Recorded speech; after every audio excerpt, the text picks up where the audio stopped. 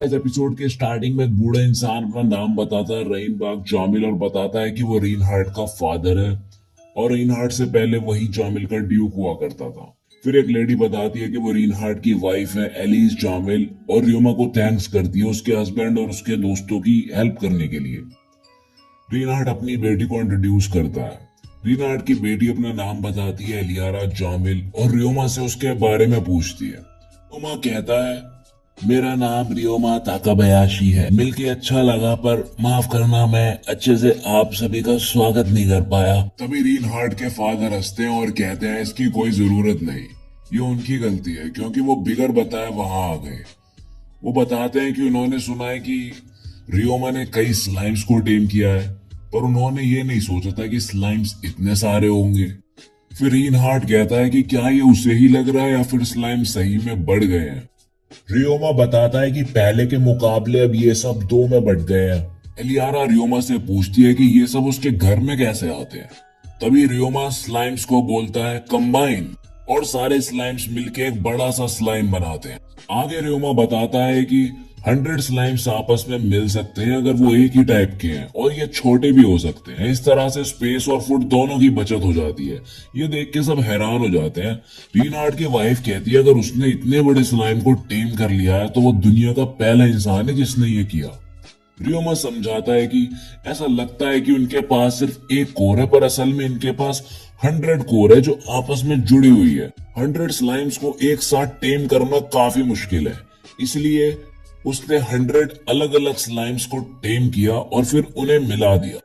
रीनहार्ड की वाइफ ये सब सुन के काफी खुश हो जाती है और बताती है उसने बहुत बड़ा रहस्य सुलझा दिया, काफी टेमर फेल हो गए इसे समझने में। फिर वो आगे कहती है 100 अलग अलग स्लाइम्स को टेम करना भी बड़ी बात है और रीनहार्ड के फादर कहते हैं कि उन्होंने कभी नहीं सोचा था कि कभी उनकी लाइफ टाइम में ये रहस्य सॉल्व हो पाएगा। रीनहार्ड की वाइफ उसे टेमर्स गिल्ड ज्वाइन करने को और उन्हें ये सब दिखाने को कहती है। रियोमा मन में कहता है ये तो वही ऑर्गेनाइजेशन है जो ये सब इंफॉर्मेशन कलेक्ट करती है स्लाइम से रिलेटेड। फिर रियोमा सभी स्लाइम्स को मिनिमाइज कहता है और सारे स्लाइम्स छोटे हो जाते हैं। घर के अंदर चल के रीनहार्ड बताता है कि वो तो भूल ही गया कि वो यहाँ क्यों आए थे और रियोमा को एक क्लॉक दे देता है एज अ गिफ्ट। रियोमा थैंक्स करता है। रीनार्ड बताता है कि उनके यहाँ आने का एक और रीजन है। तभी एलियारा बताती है कि जामिल फैमिली हमेशा से टेम करती आई है और अब उसका पहले स्लाइम को टेम करने का टाइम आ गया है। रियोमा पूछता है कि क्या उसे अभी तक कोई स्लाइम मिला। एलियारा मना कर देती है। फिर रियोमा एक मैप में दिखाता है कि स्लाइम्स पानी पीने अक्सर इस जगह पे आते हैं। एलियारा डिसाइड कर लेती है वहां जाने के लिए और बताती है कि उसे नहीं पता कि उसे कैसा स्लाइम टेम करना चाहिए। वो बताती है कि उसने एसिड पॉइजनस और हीलिंग स्लाइम के बारे में एक बुक में पढ़ा है पर बाकी जो दो स्लाइम रियोमा के पास है वो उनके बारे में कुछ नहीं जानती। फिर रियोमा समझाता है कि ये एक स्कैवेंजर स्लाइम है और ये बचा कुचा कूड़ा कचरा खाते हैं यूजफुल फर्टिलाइजर्स बनाने के लिए। फिर वो क्लीनर स्लाइम के बारे में बताता है कि ये साफ सफाई करते हैं और ये समझाने के लिए एक गंदे कपड़े को क्लीनर स्लाइम में डाल देता है।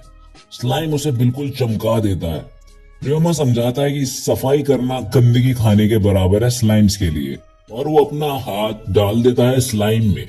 सभी डर जाते हैं पर उसके हाथ को कुछ नहीं होता क्योंकि वो एकदम क्लीन था। अब एलियारा डिसाइड कर लेती है कि वो क्लीनर स्लाइम ही टेम करेगी और पूछती है कि वो ये कैसे कर सकती है। रियोमा कहता है कि वो बता नहीं सकता क्योंकि वो एक गर्ल है। अब आगे रियोमा रीनहार्ड और उसके बंदों को बता देता है कि वो एलियारा को क्यों नहीं बताना चाह रहा। तभी यूके सब गर्ल्स और लेडीज के सामने जाता है और बता देता है कि इसके लिए उसे अपने पीछे का गंदा पसीना स्लाइम्स को खिलाना होगा। जाके नहा कर आओ और अपने पीछे का गंदा पसीना कलेक्ट कर लेना। तभी उसके गालों पे पड़ते हैं जोरदार तमाचे सभी गर्ल्स और लेडीज से। और फिर रियोमा एलियारा को बताता है कि ये सच है और उससे माफी मांगता है। एलियारा कहती है कि इसमें रियोमा की कोई गलती नहीं पर उसने ऐसा कभी नहीं सोचा था पर वो अब डिसाइड कर लेती है कि क्लीनर स्लाइम को ही टेम करेगी। रियोमा उसे अपने गार्ड लेडीज से मदद लेने को कहता है पर एलियारा मना करती है और कहती है कि वो इसका पहला कदम खुद उठाएगी। एलियारा नहाने जाती है और एक बास्केट में अपने पीछे का गंदा पसीना कलेक्ट कर लेती है और चल पड़ती है स्लाइम ढूंढने। सभी एलियारा को गुड लक कहते हैं।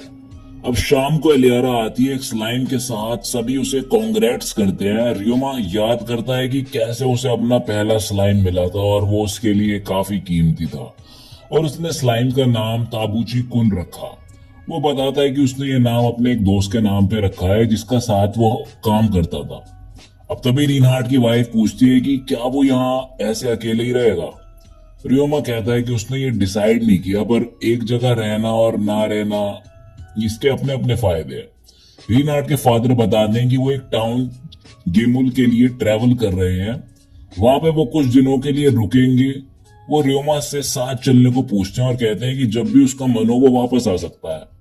रियोमा सोच में पड़ जाता है कि क्या उसे ट्रिप के लिए निकलना चाहिए या नहीं। उसे तो ये याद भी नहीं कि लास्ट टाइम वो कब ट्रिप पे गया था। एलियारा बताती है कि वो रियोमा की तरह ही है, वो भी कभी ट्रिप पे नहीं गई और वो इस फॉरेस्ट में भी पहले कभी नहीं आई, लेकिन उसने अपने सफर में काफी बढ़िया नजारे देखे और उसने एक नया दोस्त भी बनाया और वो रियोमा से भी मिली। उसे पता है कि रियोमा के दिमाग में काफी चीजें चल रही है, लेकिन वर्ल्ड में अभी काफी बढ़िया चीजें हैं देखने को और इसलिए हमें रिस्क ले लेना चाहिए। रियोमा थैंक्स कहता है एलियारा को ये सब बताने के लिए और बताता है कि उसे उन सब पे बर्डन नहीं बनना, पर अब वो भी बाकी का वर्ल्ड देखना चाहता है। ये सुन के सभी काफी खुश हो जाते हैं। रिनहार्ट कहता है कि वो अपना सारा सामान सेबस के आइटम बॉक्स में रख सकता है। रियोमा बताता है कि उसमें अपने खुद का आइटम बॉक्स है। ये जानने के बाद सब और हैरान हो जाते हैं। रिनहार्ट को यकीन नहीं होता कि उसने ये मैजिक इतनी यंग एज में सीख लिया।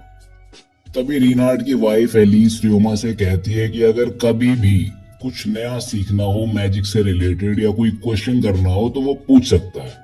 एलियारा बताती है कि वो भी अपनी मॉम से मैजिक के बारे में सीख रही है। अब अगर वो मैजिक के बारे में साथ में पढ़ेंगे तो और मजा आएगा। रियोमा मन में सोचता है कि अभी तक उसने सिर्फ वो पढ़ा है जो गॉड्स ने बुक में लिखा था, पर अब वो इन सभी लोगों के साथ यहाँ के कॉमन सेंस के बारे में भी जान सकता है। फिर रात में रियोमा अपना सारा कीमती सामान आइटम बॉक्स में रखता है, एनिमल्स के फर और कुछ चीजें जो उसने लुटेरों से मिली थी इन 3 सालों में। फिर रियोमा गॉड्स के स्टैचू से बात करता है कि उन्हें तो ऑलरेडी पता होगा इस बारे में क्योंकि वो गॉड्स है। वो बताता है कि ये उसकी फर्स्ट ट्रिप है इस वर्ल्ड में और उसे नहीं पता कि अब वो कब वापस आएगा, इसलिए वो अपने साथ सब लेके जा रहा है। अगर वो वापस नहीं भी लौट पाया तो उसी जगह एक और स्टैचू बना लेगा। अगली सुबह रियोमा तैयार होने के बाद अपने घर का रास्ता बंद कर देता है और यहाँ से रियोमा का नया सफर शुरू होता है। अब आगे रियोमा मिस्टर सेबस का मैजिक देख के चौंक जाता है और बताता है कि ये तो कमाल के हैं, इनके पास तो लिविंग एनिमल्स भी है कार्ड के साथ। वो सोचता है कि क्या ये कोई इंटरमीडिएट स्पेस मैजिक है या डायमेंशन होम है। सफर के दौरान एलियारा रियोमा से क्वेश्चन करती है कि क्या उसके पास अर्थ और स्पेस एलिमेंट के साथ फायर और वाटर एलिमेंट्स भी है। रियोमा बताता है कि हाँ, उसकी ग्रैंड मदर ने बताया था कि उसका सारे 4 एलिमेंट्स पे कंट्रोल है। तभी रिनहार्ट रियोमा से कहता है कि इसी के साथ तुम बैरियर और टेमिंग मैजिक भी यूज कर सकते हो। ध्यान रखना, जिसके पास सारे एलिमेंट्स होते हैं वो किसी भी एक एलिमेंट को मास्टर नहीं कर पाते। फिर रियोमा स्माइल करता है और कहता है कि वो ये बात ध्यान रखेगा। रिनहार्ट पूछता है कि क्या उसे ये कोई मजाक लगा। रिनहार्ट की वाइफ भी कहती है रियोमा से कि तुम स्माइल कर रहे थे।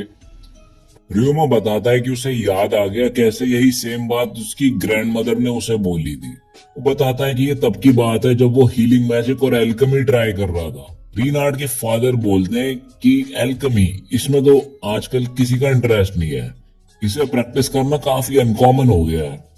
एलियारा पूछती है रियोमा से कि वो कौन सी एल्केमी ट्राई कर रहा था।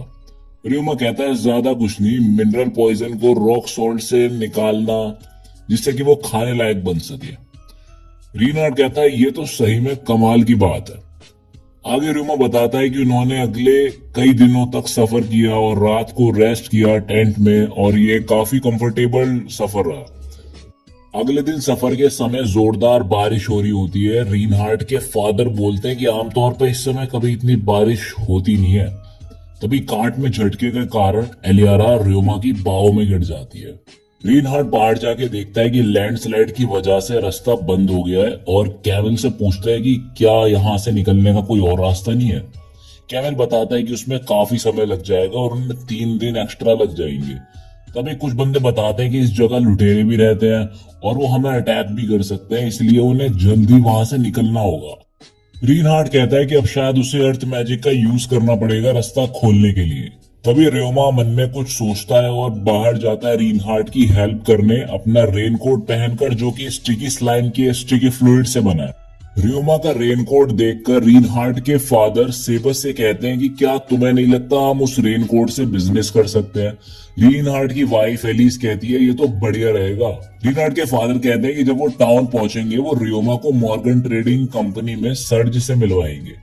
बाहर रीनहार्ड अपने बंदों से कहता है ब्रेक रॉक और रॉक मैजिक का यूज करके वो रास्ता खोल सकते हैं। तभी रियोमा आता है और रेन ब्लॉक बैरियर मैजिक का यूज करके बारिश ब्लॉक कर देता है। सब रियोमा को थैंक्स कहते हैं। रियोमा अपने आइडिया के बारे में बताता है कि ब्रेक रॉक और रॉक मैजिक को अलग अलग यूज करने की वजह वो इन दोनों को साथ में यूज कर सकते हैं ब्लॉक क्रिएट करने के लिए। फिर रियोमा उन्हें ये करके दिखाता है। वो अपना मैजिक का यूज करके सामने बड़े रॉक्स और मिट्टी में से कई सारे ब्लॉक्स बना देता है। वो बताता है कि अगर वो ब्रेक रॉक और रॉक मैजिक यूज कर सकते हैं तो वो ये भी आसानी से कर ही लेंगे। फिर रियोमा अपने स्लाइम्स की मदद से ब्लॉक रास्ते से साइड हटवा देता है। अगले दिन सुबह रीनहार्ड बताता है कि उन्होंने नहीं सोचा था कि ये इतनी जल्दी हो जाएगा और वो रियोमा को थैंक्स कहते हैं। रीनहार्ड की वाइफ एलिस आके रियोमा को गले से लगा लेती है। आगे रियोमा बताता है कि ये काफी मेहनत का काम था पर उसे खुशी हो रही है कि वो रीनहार्ड और उसके साथियों की मदद कर पाया। अगले 3 दिन तक बढ़िया सफर चला। फिर वो पहुंच गए माइनिंग टाउन गेमोल में।